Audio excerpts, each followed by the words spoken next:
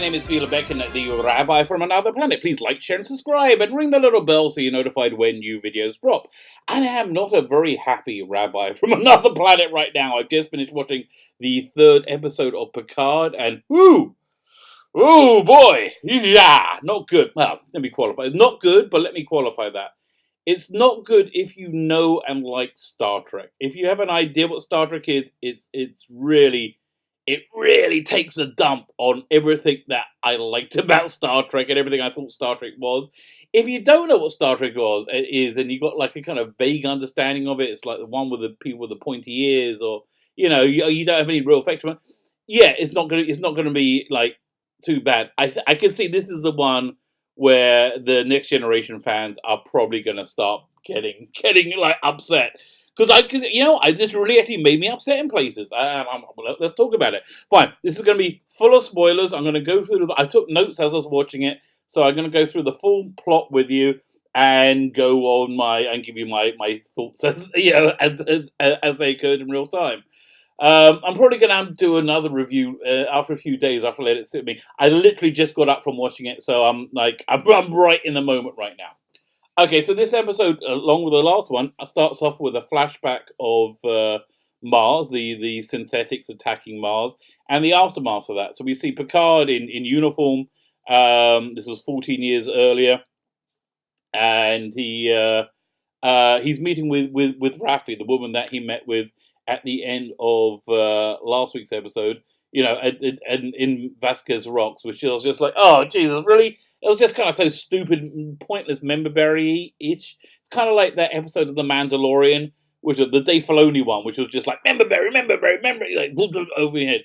So yeah, it was just kind of pointless. So anyway, she was the Starfleet officer, and obviously they had a very close relationship, and he's trying to get the evacuation back on track after having all the ships blown up, and he has this idea of using like reserve duty officers and mothballed ships. So that sounds kind of cool. So there's a few things going on which I didn't really understand. They're talking about tens of millions of Romulans. Again, wouldn't the Romulan Star Empire be quite a bit bigger? Wouldn't it be billions upon billions? But they do talk about billions of people in the Beta Quadrant who are being destroyed, so being wiped out. I remember from the 2009 movie, there was some kind of like desolation cloud wave going across the universe, and they had to, for some reason that made the Romulan sun go nova. So maybe this desolation wave was coming from the Delta Quadrant. I really don't know. But again, I think they need to Spock with that red goo to stop it happening. Maybe you have to blow up the Romulan sun to stop that desolation wave. I really don't know, and they certainly haven't explained it for somebody who's watching. And yeah, this was me. I was watching closely. So the first thing that really annoyed me, was this moronic depiction of the Federation. Like half the people are racist against the Romulans, and then the other half are just scared into submission. So this is clearly somebody with Trump derangement syndrome's view of the world. That the White House has been taken over by racists, and half the people are really gleefully racist, and they're like, "Oh yeah, I hate people with brown skin." Yeah, they really think people think this way. Nobody thinks that. I mean, very few people think this way. And the other half of the people are like too scared to voice any resistance. So yeah, so it's talking about 9/11 and said even good people were scared into not hating brown people. No, idiots! That's not what happened. We were all there. Nobody hates Muslims because they're Muslims, which is, I know, and the reason I'm saying it, because I know that's the stupidity that the people writing this, like, well, okay, not nobody. Some people do, but not many. It's like probably less people who are, they're probably more one-legged violin players. Okay, so that's the size of the demographic we're talking about. So again, it's just dumb. It's a dumb representation of the Federation based on a dumb perception of reality that you're in right now, which is completely at odds with reality. Which again, I think this is just like duh. This is where all this stupidity, all this this is why we're living in a cultural apocalypse, which is I keep calling this age. Fine, so let me go back to the present day. The woman's name is Raffi, and in a nice bit of meta stupidity, she's living in the real Vasquez rocks, which is just why? It's dumb. It's really dumb. But then it gets dumber when they have Raffi. She's like very damaged and upset because of the whole thing. Oh, yeah, so Picard said, he said, you can either accept my plan, my revised plan for evacuation, or accept my resignation. And he never thought they would accept his resignation, and they did. So, yeah, okay. But okay, the thing that really just rankled me in this episode was Raffi is very damaged, and she's sitting there vaping away. Oh, okay, I've seen Star Trek before. People don't smoke in Gene Roddenberry's Federation future. People don't do that. People don't do self-destructive things like smoking and drinking to excess. They don't do that. We have found we've evolved as a species, which is why Star Trek was so freaking wonderful. And vaping, really? Oh, shut up, you idiots! I really wanted to reach into the screen and just rip the freaking head off the stupid woman who was vaping, Raffi. Oh god, it was so annoying. But again, if you don't know anything about Star Trek, this wouldn't annoy you at all, I guess. Fine, so Raffi, she's pierced and damaged. She doesn't want anything to do with Picard. Then we cut to the Borg cube, and we meet Hugh. Completely pointless. Having him in is completely pointless. Could be absolutely anyone. He's in charge of the Borg Reclamation Project, which is basically taking Borg bits out of people and trying to make them into people again. So now we get some more current day just stupidity. That there's more bigotry going on within the Federation. The least bigoted place, the future with that, humanity has ever conceived of. There's more bigotry. We don't just have bigotry against Romulans. We don't have bigotry against synthetics. We also have bigotry against the XBs, the X-Borg. They are hated, and they want to be used as military assets. And I hate how wrong this is, okay? And it didn't really bother me before because I'm not such a huge Star Trek fan, but I've seen every episode. I grew up on it, and this is just so at odds with the Star Trek that I know. It really actually hurts me. I just want, I'm going to watch an episode of the Orville after this, just as a palate cleanser. Fine. So they're in the Borg cube. They're talking to this ex-Borg Romulan. All the Borg Romulans have gone loopy, who they Borgified. And there's this Romulan scientist, obviously she's a woman, obviously, is any real reason to need to say that, who something about anthropology, and they're talking about some kind of shared mythology between ex-Borg, or I don't know what the hell they're talking about. Honestly, I really don't know. So back in Vasquez Rocks, Raffi says that she knows somebody in Starfleet coordinated the Mars attack to stop the evacuation. Okay, this is an idiot's view of racism. Okay, again, nobody does this. Nobody has this hatred of people based on nothing. The Jewish word for it is sinat chinam, and it's kind of a play on word. It's hatred for nothing, but it's when you look into it, hatred for nothing doesn't exist. There's always something, a real reason there. But this is just utter nonsense. If you think that racism is a part of Western society in any real way, you're insane. You're absolutely okay. I challenge anyone. Does anybody know anybody personally, who doesn't like somebody because of their skin color, because of their gender, because of their sexual orientation? I don't. And I don't think any of these people do either. They want to live in this fantasy that because somebody was elected they don't like, the world is turning into fascism. And it did. It's a fantasy, and it's really an obnoxious and evil one. And it is just... I tell you, if I wasn't reviewing for the channel, I would be out. But if I had to pay for this nonsense, absolutely not. Fine. So where were we up to? Fine. Go with then we go. God, the next stupid thing. Oh right.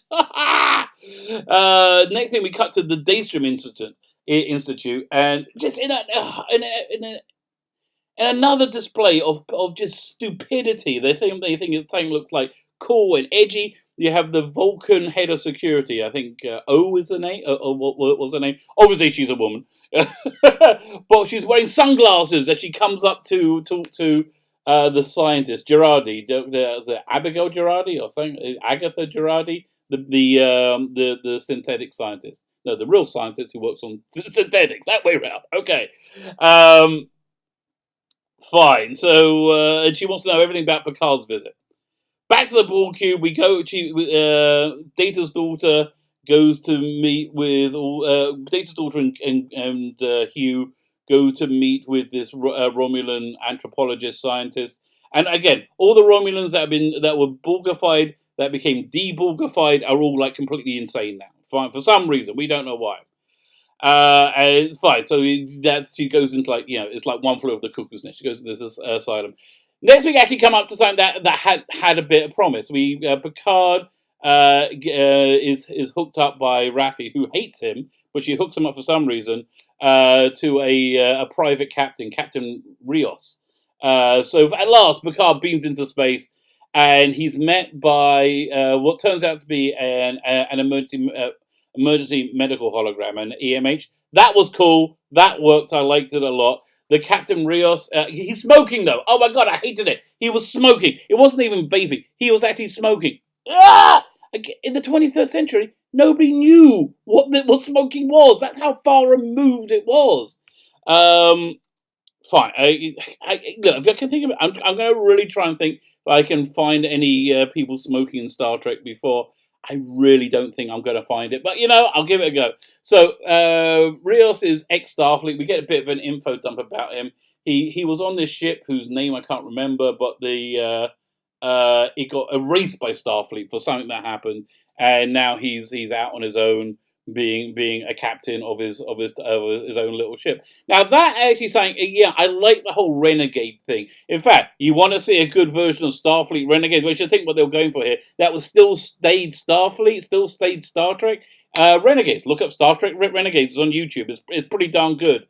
Yeah, and like all of those ones, all those fan things of Gods and Men, they're all so much better and so much more authentically Star Trek than this. I know Gods and Men wasn't even that good, but it's still better than this. Fine. So we then have another scene with the EMH, who is a clone, a duplicate of the captain, but just better, a more groomed version of him. Like, yeah, I think it's the best way of describing it. He talks. He fangasms out about Picard. Talks about how cool Picard is, and he's trying to talk the captain, Captain Rios, into like getting on board with Picard's mission, because he'll be able to get back to being a good guy again or something like that. So Picard's packing up in the chateau, ready to leave and go on this mission. And just before he leaves, he is attacked by the crappiest Romulan assassins ever. Like a whole bunch of them come in, and his housekeeper, his two housekeepers, fight them all off. There's all these guns they got hidden everywhere for some reason, because they've been expecting trouble. I mean, they do say that these housekeepers were ex-Tal Shiar, but still, come on! Oh, and also the whole the SWAT attack is just dumb. Just beam him out. You want to get Picard? Just beam him out. You want to kill him? Just beam out his heart. There's a lot you can bloody do. Oh my god, it's so stupid. It's so stupid, and it's so not Star Trek. It's really annoying me. Okay, this is one that's really annoying me. Yeah, they never heard of transporters. Okay, fine. So, was it the fine? Oh yeah. So they managed to take out all the assassins. Then the last one comes in, but before he can shoot. Boom! He's shot by this scientist. What's her name again? Ogilvy or Agatha? Girardi. Yeah, Agatha Girardi. She's shot by him, who just happens to turn up at that point. And I hate contrived timing. It's such a bad writing motive. I hated it. Oh my god. So fine, they tie up the surviving Romulan assassin, and they do quite kind of interesting thing now when they have Data's daughter talk to this Romulan ex-Borg on the Borg cube and the Romulan assassin, and they're both talking about Data's daughter. And the Rhonda was his name, the Romulan anthropologist, scientist, whoever she is. She's like, which one are you? Are you the one who lives, or are you one who dies? And she's, I met you in the future, or something like that. And then she freaks out and she said, nobody knows who you are. And at the same time, the Romulan assassin who's spilling the beans, like, this is, how about a little bit of cyanide tooth? That would have done the trick. No. Romulan assassin tells him everything. She says, "You don't know what she is. She is a destroyer." And then he kills himself after he's given all the important plot points over and dramatic plot points over Picard. He splits the acid on himself, and he melts away to nothing. Help me! I'm melting. Fine. And then on the Borg cube, the Romulan scientist person takes one of the Romulan guards' gun and tries to shoot herself. Data's daughter stops her. Then, but then all the ex-Borg Romulans are all looking like, we're going to be mean to you. I don't know. They just don't seem happy with her. Fine. So she goes back to her room on the Borg cube and she calls her mother, who he knows is a fake mother. And it was more reiterated that she's fake mother because she's talking about Dodge. How's Dodge? She's fine. Blah, blah. And as she's talking to him, she falls asleep. I don't think she realizes she falls asleep. And then she wakes up with the good-looking Romulan dude who's a double agent who she was sleeping with last week, comes to talk to her and says, I might be in love with you. Oh. And then after meeting her, he goes to the bowels of the ship. Before she says that she doesn't know how she knew about Rhonda or what ship she was on. She knew she was on the last ship that was captured by the Borg. And so she wants to know what caused the cascade failure or whatever it was that knocked out the Borg. Fine. So then in the bowels of the ship, the Starfleet Romulan agent who was in disguise last week, had her ears trimmed down, looked human. Now she's on the Borg cube and she's put fully Romulanized up again. Her ears are pointy. Turns out to be the good-looking guy's daughter. Okay, no idea what this guy is. So fine. So the Daystrom Institute's scientist, Agnes Girardi, she insists on going with Picard. Rios calls and says, time to go. Boom, they beam up. Raph is on the ship. Raph has been doing some investigating. Even though she doesn't want to go with Picard, she's found out where Maddox is, which is the person they're looking for. And he's on Free Cloud, whatever that may be. Looked like some kind of gambling thing, but I guess we'll find out next week. And she doesn't want to join Picard. She just wants to go to the Free Cloud with Picard for some reason.